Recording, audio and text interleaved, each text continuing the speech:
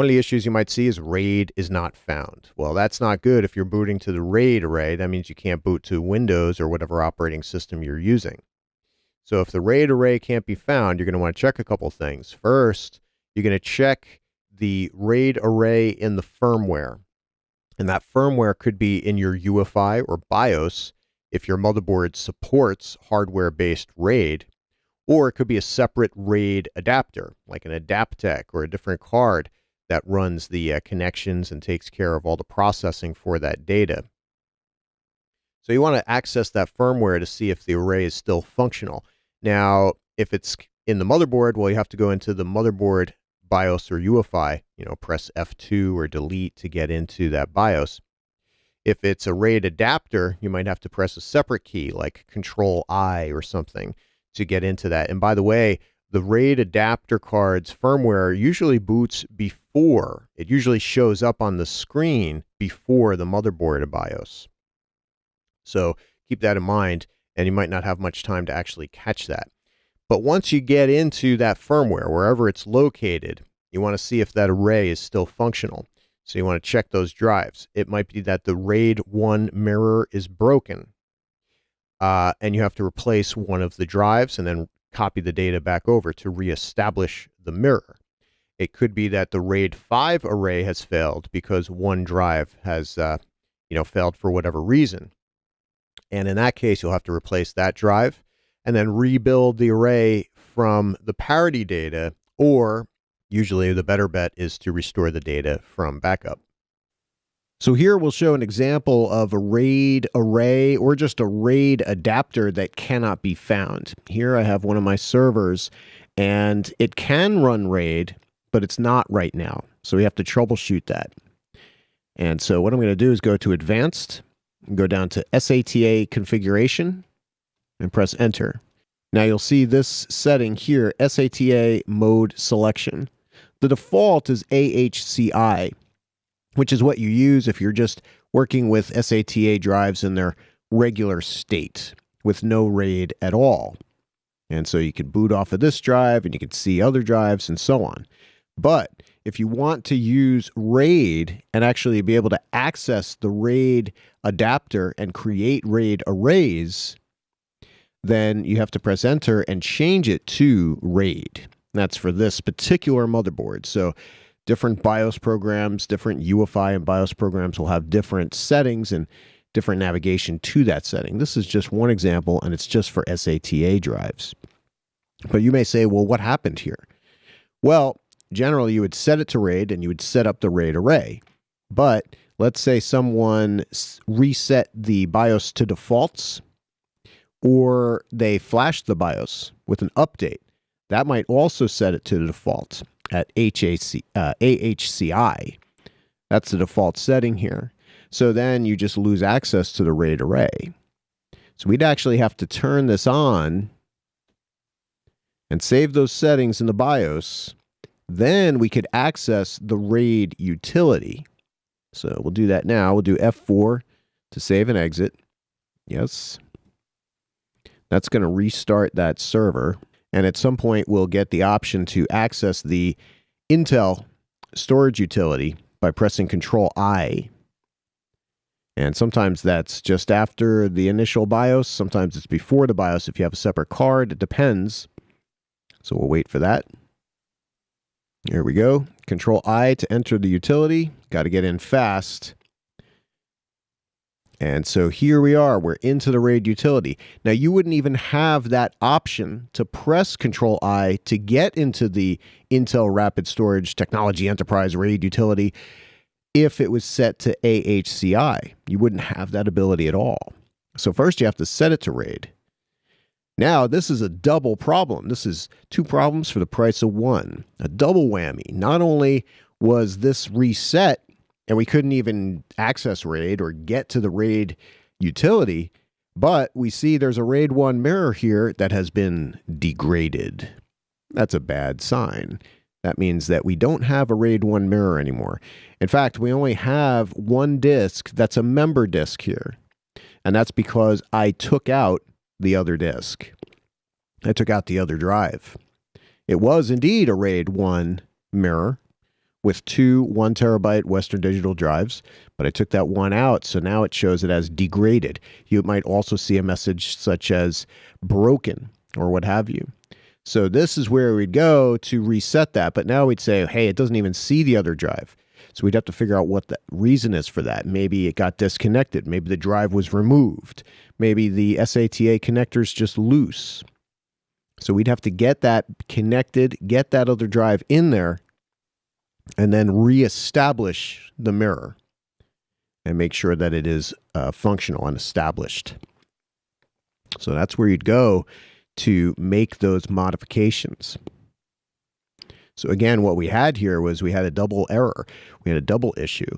We had the system couldn't even see RAID and couldn't even get into this RAID utility because the BIOS had either been reset or changed or set to defaults, or there was a flash update, and that RAID setting went back to its default, which was AHCI.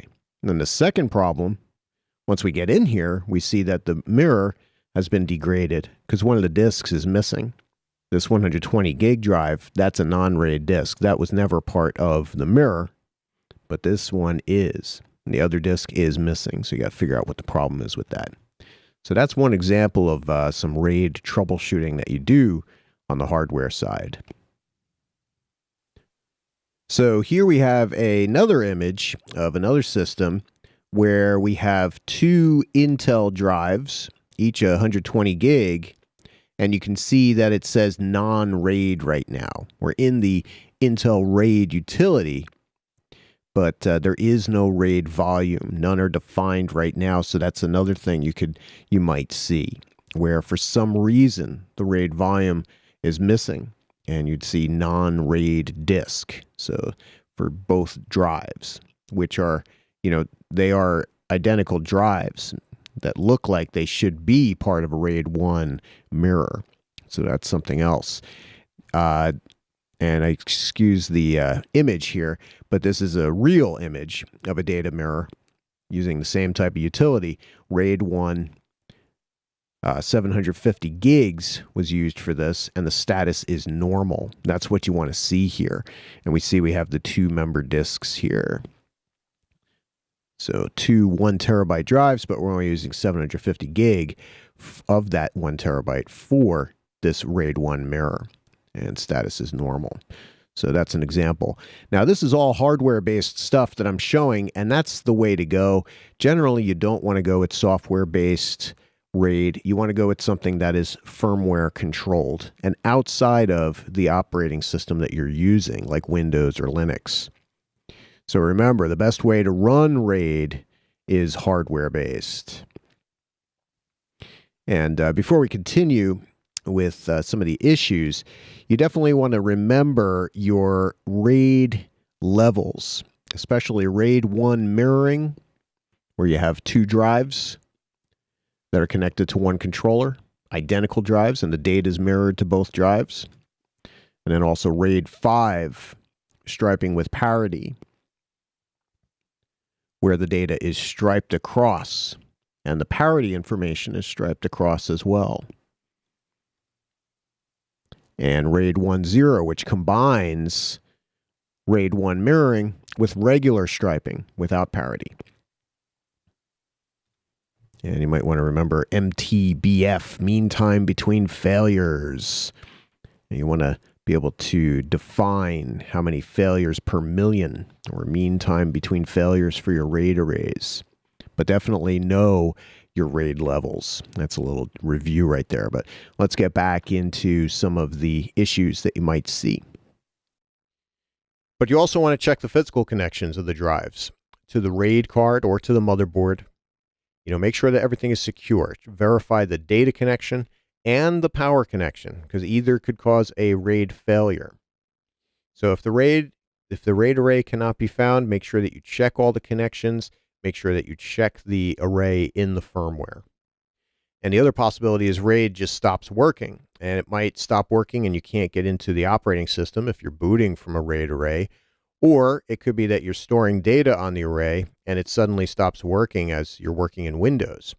So you're going to want to view the array of drives in disk management and see if first of all, if the array is working properly, if you're running it in Windows.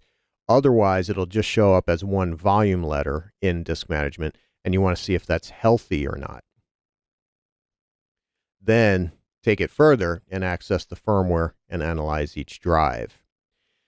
You might be able to save drives as well, and you might be able to do that with the SFC command or the check disk command or third-party tools. So you're going to want to try to save the drive if possible, but if not, you're going to need to rebuild the array and most likely restore the data from your backup. So a couple other things to check. You want to check if it was a single drive failure or if the failure was multiple drives. Because that can be very telling. A single drive failure, that happens. Hard drives will fail. It's just a matter of time. But if multiple drives failed at the same time, it could be a configuration problem, a connection problem, or a power issue. So you want to identify first whether it's a single drive failure or multiple drive failure. Then you want to look into whether it's a controller failure. Maybe the RAID card failed. Maybe the firmware portion for the motherboard failed, or maybe the motherboard needs an update. Maybe there was a short. So check for controller failure and consider using duplexing 2 controllers in a RAID 1 mirroring environment. You can check for power surges and subsequent RAID failures. Power surges might happen. You want to make sure that your system's connected to a good surge suppressor or line conditioner or UPS. And you can also check for improper rebuilds of the array. Another technician might have rebuilt the array incorrectly. So watch out for that as well. And then finally, software issues. Watch for configuration errors, viruses, unauthorized deletion of an array, and so on. It could be a user error. It could be a virus. It could be malware, configuration problem. So check all these things. Think of all these things as you're working with these errors of RAID not found and RAID stops working. Those two things can be, that can eat up a lot of your time. So there's a lot of stuff to look at for you and help you troubleshoot a little bit. And that's it for this sub lesson.